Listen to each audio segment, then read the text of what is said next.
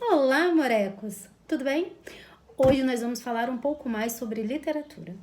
Desta vez nós vamos entrar de cabeça, direto, saindo de um enorme evento que é a Semana da Arte Moderna e entrar imediatamente na primeira fase do modernismo. Sim, vamos entrar imediatamente nessa primeira fase do modernismo. Sim, sabe por quê? Porque a Semana da Arte Moderna foi o evento que abriu portas para o modernismo chegar. Nesse evento, todo e qualquer tipo de arte era bem quisto, ou melhor dizendo, era bem visto, nem tanto.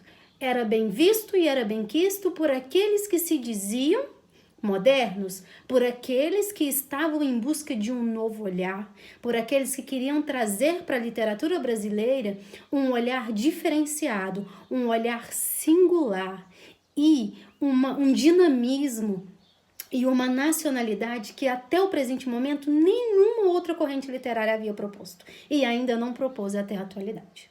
Então, esse grupo seleto de artistas empenhados em promover o novo e romper com todas e quaisquer barreiras que impedia a arte de transitar na sociedade e de ser vista, ouvida, observada, lida, criou-se a Semana da Arte Moderna.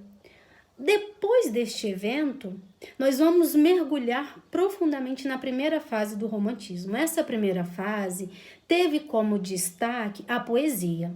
Por que eu vou dizer que teve como destaque? Se na Semana da Arte Moderna, todo e qualquer tipo de arte foi apresentado e era muito bem aceito pelos artistas. Não tanto pelo povo, mas pelos artistas sim. Porque para cada momento da literatura, sempre foi assim. Houve um fazer literário mais forte ou mais evidente que o outro. Nessa primeira fase do modernismo, que começou em 1922, assim que encerrou a Semana da Arte Moderna, e durou até 1930, todo tipo de arte estava passando por uma enorme transformação. A pintura, a escultura, a poesia, o texto em prosa, a música, tudo estava mudando. No entanto, nessa primeira fase daquilo que foi consolidado como modernismo, o que realmente chegou com força total e deu a cara a tapa para a sociedade foram os poemas, foi a poesia. Então, nesse primeiro momento do modernismo no nosso Brasil, a poesia é o carro-chefe. É ela quem vai chegar com uma força maior, com uma potência maior, com uma vanguarda, por assim dizer, e vai consolidar ou vai implementar na nação brasileira aquilo que nós consideraríamos como moderno e tem sido considerado como moderno até o presente momento. O que essa primeira fase do modernismo nos traz? Uma busca incessante pela quebra de paradigmas, pela quebra de protocolos, pela quebra de padrões. A poesia é uma excelente escolha para desconstruir tudo aquilo que fora construída por todas as correntes literárias de influências europeias até aquele presente momento. No entanto, a nossa poesia ela vem ser apresentada nesse primeiro momento da literatura moderna como um texto que ele vai muito além de expressar sentimentos, vai muito além de demonstrar o que está sentindo em aspectos emocionais, por assim dizer. Não é tão amor quanto no romantismo era, por exemplo. O modernismo ele vai usar a poesia e aquilo que a gente chama de licença poética para poder fazer as denúncias sociais da época, para chamar o povo, para evocar o povo para essa movimentação toda que está acontecendo e a maioria deles não consegue perceber.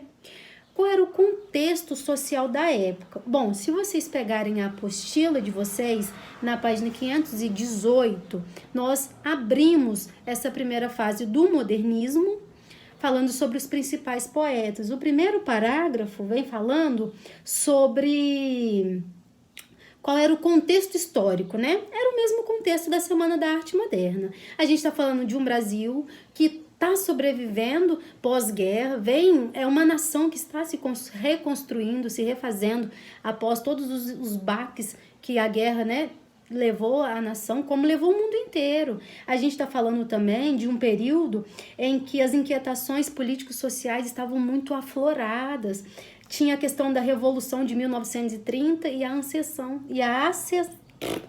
ascensão do governo de Getúlio Vargas. Então, tudo isso era colocado em queixa, tudo isso era colocado em questão. E aí os nossos poetas usavam a poesia, o seu fazer artístico, para poder falar sobre esse contexto social que acontecia na época.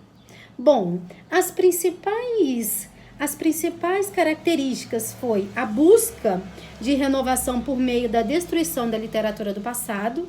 Então, toda e qualquer influência da poesia clássica ou da poesia de eventos literários, correntes literárias retrógradas, eram desconsiderados no modernismo. Ele não aceitava essa primeira fase de modo algum, toda e qualquer influência anterior àquilo que era chamado como novo, moderno, por assim dizer. Então, a principal objetivo é destruir, romper ligação com o passado. Uma das características. Outra, tinha uma predominância de uma escrita fragmentada, com o uso de uma sintaxe inovadora. A linguagem, a primeira coisa que muda na literatura brasileira moderna. Por quê? Porque se antes havia uma preocupação estrondorosa em aplicar corretamente as normas gramaticais, o modernismo vem propositalmente dar uma bicuda com dois pés nessa mania que os brasileiros tinham. Quer ver um exemplo? Ouça um fragmento de um dos poemas muito famosos de Oswald de Andrade, que diz assim: dê-me um cigarro, diz a gramática, mas o bom negro e o bom branco dizem todos os dias: deixa disso, camarada, me dá um cigarro. Esse fragmento do Oswald de Andrade é um fragmento de um poema que chama Pronominais. E esse poema ele vai fazer essa desconstrução gramatical a fim de mostrar para a sociedade que mais importante que aplicar as normas gramaticais é ouvir o que cada sujeito tem para falar e considerar cada sujeito como um elemento, como um indivíduo que merece ser ouvido, compreendido e respeitado. É isso que a primeira fase do modernismo ela vai propor. Ela quer romper, não é que seja contra a gramática, pelo amor de Deus, não é isso. Não vai abolir com a gramática, não. No entanto, vai se desprender das regras para capturar um número maior da população. E essa captura é feita por meio da aproximação do dia a dia. Então, regionalismos, coloquialismos, quebra de construções sintáticas, tudo isso vai acontecer na poesia a fim de aproximar o povo daquela arte que é para o povo. Porque o modernismo ele vai trazer para a sociedade o seguinte convite: para tudo que está fazendo, para. Vamos repensar a nossa sociedade. Como pode um país de tamanha proporção, de tamanha grandeza, com tantos talentos, não ter nenhuma arte puramente brasileira? Como pode um país sobreviver extremamente influenciado por aquilo que vem de fora, sendo que há tantos tesouros aqui dentro? Como que o povo vai ouvir esse convite? Como que o povo vai criar coragem para adotar um novo? Não vai, porque o novo assusta, é ameaçador. Então, a primeira fase do modernismo, ela vai capturar o povo por meio de uma linguagem simples, uma desconstrução. Quer ver uma desconstrução assim que já começa a provocar muito tumulto na sociedade intelectual da época? A questão das rimas ricas, os versos livres, os sonetos, que a literatura vinha pregando, anos e anos e anos e anos, como poemas maravilhosos. Poemas perfeitos são sonetos, com rimas ricas, com métricas, com isso, com aquilo. O modernismo, na sua primeira fase, reforçada pela poesia, vai fazer o quê? Desconstruir todo esse modelo de poesia. Vai mostrar uma poesia livre, uma poesia que fala do que quiser, como quiser, e mais importante que aplicar regras gramaticais é falar para que o outro possa ouvir e entender o que você está falando. Então, se eu sou nordestina, eu vou fazer uma poesia com o meu regionalismo. Se eu sou baiana, eu vou fazer com o meu regionalismo, e a sociedade não vai me criticar por isso. E se eu não domino a literatura, se eu não domino a gramática, mas eu sei falar, eu sei expressar o que eu sinto, isso também vai ser validado nessa primeira fase do modernismo. Tá bom? Então, os temas do dia a dia vêm aparecer na literatura. E aí tem também um largo emprego daquele poema que a gente chama de poema piada. O que é um poema piada, uma paródia, uma paráfrase? É aquele poema que ele é construído com o objetivo de satirizar alguma coisa e provocar um humor. Seja esse humor por meio de uma ironia, seja esse humor por meio de uma crítica, uma denúncia social. A poesia ela vai ser utilizada como ferramenta para poder apresentar as questões sociais da época e por meio dessa apresentação convidar o povo a se movimentar, né? Porque o tempo todo a literatura convida o povo a se movimentar, mas parece que o povo resiste e não vai tanto assim quanto a literatura quer que o povo vá. E a total liberdade formal, com versos predominantemente brancos, são aqueles versos sem rimas, uma despreocupação com a sonoridade, não são aqueles poemas... Os poemas da primeira fase do modernismo não são aqueles poemas que você fecha o olho e escuta e sente a vibração, escuta a melodia. Não tem. Ele só fala e pronto, acabou. Não se preocupa em ficar rimando, em ficar encaixando peça por peça para fazer aquele poema perfeito, espécie de um soneto, por exemplo. Não tem isso, tá bom? Quais são os principais nomes da nossa poesia nessa primeira fase do modernismo? Nós vamos falar sobre o Mário de Andrade, o Oswald de Andrade, o Manuel Bandeira e o Menotti del Pitta, tá bom? Começando pelo Oswald de Andrade. Quem era Oswald de Andrade? O causador, beleza? Se fosse um Big Brother e colocasse todos os poetas dentro de uma mesma casa vigiada pelo Brasil inteiro, o Oswald de Andrade seria aquele que gosta de causar, tá bom? O que provoca todos os elementos ao mesmo tempo, só que ele é tão articulado, ele é tão ousado, que até fazer inimizade com ele é difícil, né? E o Oswald de Andrade, ele é aquele poeta que ele gosta muito de empregar expressões coloquiais, palavras consideradas assim apoéticas. São aquelas palavras que para a literatura jamais entrariam numa poesia. Oswald de Andrade, ousado que ele vai usar essas palavras. Ele vai fazer essa desconstrução. Ele vai de cara dar uma bicuda na gramática quando ele começa, dê-me um cigarro. E lá no final do texto, lá no final do seu poema, ele vai dizer que nada, me dá um cigarro. Então, assim, ele agride a gramática, mas não agride a fim de destruir esse livro de regras, não. Ele agride a fim de mostrar que, com ou sem regras, existem pessoas e essas pessoas precisam ser consideradas, tá bom? Na época, havia uma distinção muito grande entre os literários, os intelectuais e os não tão, assim, né? E aí, o que o romantismo, e tô focado no romantismo, o que o modernismo vai dizer pra gente? Gente, pelo amor de Deus, se a literatura é para o povo, vamos falar a língua do povo. O Oswald de Andrade é um dos caras mais instruídos de toda a primeira fase do modernismo. Ele é extremamente bem equipado linguisticamente para compor as poesias mais seletas. No entanto, ele se esquiva, de certa forma, de todo o conhecimento didático que ele tem, pragmático, e ele vai compor textos com linguagens e jargões que a sociedade usa no dia a dia e pronto, acabou. E ele conquista o público por isso. O público gosta do texto dele. Quem não gosta são aqueles caras tipo Monteiro Lobato, por exemplo, que se sentem ofendidos. Tipo assim, nossa, tá ofendendo meu intelecto. Sabe, esses povo chato. O que Oswald de Andrade faz é provocar, ele provoca as autoridades, ele provoca muitas pessoas. Ele provoca tanto, ele é tão inquieto, né? Ele foi tão impaciente no seu fazer artístico, que chegou um momento que ele até perdeu uma amizade valiosíssima, que era de Mário de Andrade, que eles eram, um encarne. No entanto, Oswald de Andrade tem uma representatividade importantíssima nessa primeira fase do modernismo, tá bom? Esse espírito engajado, essa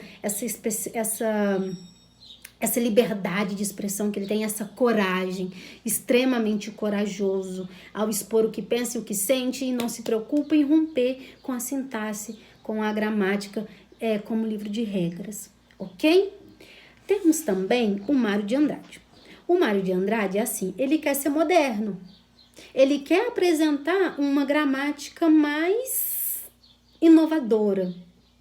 Só que diferente do Oswald de Andrade, o Mário não é tão ousado, não. O Mário tem um quê de razão e ele usa essa razão em seu favor. Tanto que em um determinado momento o Oswald vai preso e o Mário não. Exatamente pela ousadia. Um ousado demais, o outro um pouco menos. E aí ele se protege nessa ousadia dele. O Mário de Andrade, ele vai falar um pouco sobre poemas urbanos. Ele é um paulistano que vive na pressa materialista, né, de cada vez querer mais e tal, e tal, e tal. Então, ele vai falar sobre isso. Ele vai trabalhar com temáticas de um sujeito que vive numa grande metrópole como São Paulo e tá, assim, bordado, né, de influências capitalistas. E ele vai falar desses temas urbanos, disso, dessa sede do ser humano de querer cada vez mais, essas questões. Então, ele vai agredir um pouco menos, por assim dizer. Vai causar um pouco menos que o Oswald causa. Ele também propõe uma escrita inovadora, com os versos livres e brancos, não se preocupa muito com a rima, no entanto, ele se preocupa bastante com o impacto que vai provocar no outro. Então, ele seleciona melhor a sua linguagem, suas palavras, até na hora de errar, tipo assim, de quebrar com a estrutura gramatical, ele vai quebrar com uma delicadeza, sabe? Ele agride a gramática, mas agride com amor, diferente do Oswald de Andrade. Quando eu falo agride a gramática, não significa que eles estão de todo errados, não é isso, definitivamente. É porque essa era uma proposta do modernismo. É publicar um estilo de arte que seja mais próximo possível da realidade. Gente, estamos no século XXI e nós ainda convivemos com pessoas que falam a gente vai. E a gente não gosta menos dessas pessoas, ou a gente desgosta delas porque elas não sabem usar as normas e as regras gramaticais o tempo todo. Não é assim. Porque nós somos brasileiros. E nós somos presos aos nossos regionalismos, nós somos presos aos nossos vícios linguísticos. E sim, por mais domínio linguístico que alguém tenha, dificilmente você vai encontrar um sujeito que use todas as normas e regras gramaticais 24 horas por dia na sua fala. E se encontrar esse sujeito vai ser chato pra caramba. Eu não vou gostar muito. Porque cansa. Nossa sociedade, ela é mista. Todos têm direito e acesso ao conhecimento. Só que nem todos conseguem chegar lá. Então não dá para equiparar.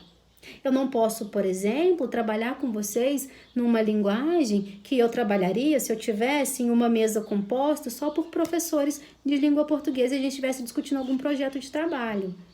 Porque a linguagem que eu utilizo com esse grupo é totalmente diferente da linguagem que vocês usam no dia a dia. Então, para aproximar de vocês enquanto alunos, eu vou fazer uma linguagem mais próxima possível da realidade de vocês. E os nossos poetas modernos tentam fazer isso também. Oswald de Andrade tenta fazer isso com uma força um pouco mais intensa. Mário de Andrade dá uma refreada ali, né? Freadinha, mas ele segue na mesma linha de raciocínio. Depois nós temos o Manuel Bandeira. O Manuel Bandeira, ele é um cara que ele marca a literatura moderna pela sua firmeza. Ele não se limita, né? Ele também faz poemas com versos brancos e tal. Ele compõe uma forma que lhe convém. Na mesma hora que ele é um gramático, ele quer ser um gramático, ele foge, ele quebra com todas as barreiras e compõe um texto completamente diferente daquele que ele havia composto. Ele vai fazer isso. E o que marca no Manuel Bandeira é que enquanto Oswald de Andrade, ele vai atacar o governo, a sociedade de modo geral. Mário de Andrade, ele se concentra nos temas urbanos, especialmente ali dos paulistanos, por assim dizer. O Manuel Bandeira, ele, muito jovem, contrai a tuberculose. E na época não tinha cura nem tratamento. Então ele é aquele jovem escritor, por assim dizer, que está lutando contra uma doença incurável e ele não se entrega. No entanto, cada produção dele, ele escreve como se fosse a última. Porque ele vive 80 e tantos anos, tá, gente? O cara tá pra morrer, mas nunca morre, misericórdia. E ele vive como se cada dia fosse o último da vida. Cada poema que ele publica é como se fosse o último poema da vida. Então ele vai falar bastante sobre a morte. Ele fica dando voltas e voltas e trazendo reflexões sobre a morte, que a gente tem que viver o agora, porque a vida é trem-bala, parceiro, é quase isso, sabe? Esse é o nosso Manuel Bandeira, que vai também, né, trazer a sociedade para dar um sacode, né?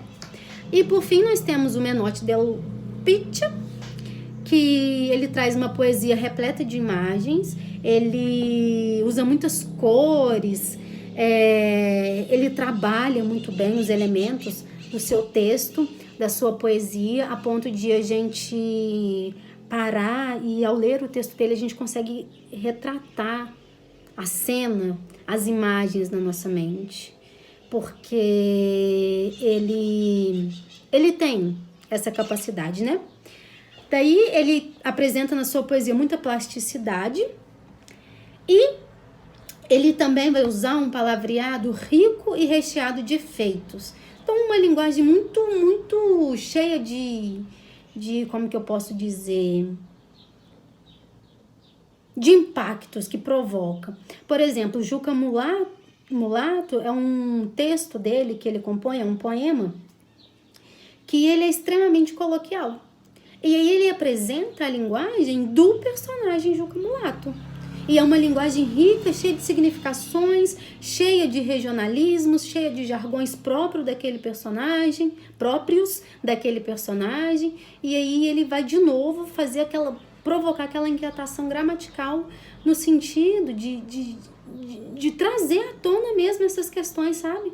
Gente, a sociedade busca um novo, e esse novo condiz com tudo que a sociedade puder propor. Se o que o sujeito propõe é essa linguagem simples, então vamos escrever uma poesia na linguagem simples para que esse sujeito se sinta inserido na literatura e se sinta parte de tudo que está acontecendo. É isso que essa primeira fase do modernismo vai fazer. Vai evocar o leitor, vai convidá-lo a observar tudo que acontece ao seu redor, aproximando-se dele por meio da linguagem que o leitor fala. A poesia moderna, ela não é escrita para a elite, por assim dizer. Diferente do romantismo, né? No modernismo, a escrita, a poesia é para o povo. O que o povo diz, o que o povo sente é o que vai virar poema. E não importa se o povo diz de uma forma que contradiz com a gramática. Se o povo diz, virou poema e pronto, acabou. Simples assim. A gramática perdoa, a gramática entende e continua preciosa para quem sabe usar. É essa a proposta do modernismo, tá bom? E vai tentar romper mesmo com todas as influências que tinha do passado, de uma gramática extremamente rígida, de uma gramática extremamente bem elaborada, de poemas, de poesias extremamente estruturadas e equipadas de todos os elementos naturais para poder promover um texto perfeito. No modernismo não tem espaço para perfeição. O modernismo é feito pelo imperfeito de ser sujeito humano. Acabou, simples assim. Sem mais. Fim. Bom, tudo que eu disse, que não foi pouca coisa, encontra-se na apostila de vocês nas páginas 518 até a página 521. Ali vocês vão ver a explicação de tudo que eu disse. Sugiro que vocês façam a leitura detalhada da página 521, que vai falar sobre os manifestos modernistas. Vai falar sobre o Manifesto da Poesia para o Brasil, o Manifesto do Verde e Amarelo, o Manifesto Antropófago e o Manifesto Regionalista. Todos os manifestos ocorreram nos anos de 1924 a 1926. Sugiro que vocês façam a leitura desse quadro específico e que realizem, por favor, os exercícios das páginas 522 a 524. Se tiver alguma dúvida, vocês sabem como e onde me encontrar. Temos o nosso plantão de 2 às 4 e Mas é isso. Obrigada pela atenção. Beijos de luz. Se cuidem e feliz primeira fase do modernismo, que veio para causar e provocar rebuliços. Sintam-se provocados. Tchau, tchau.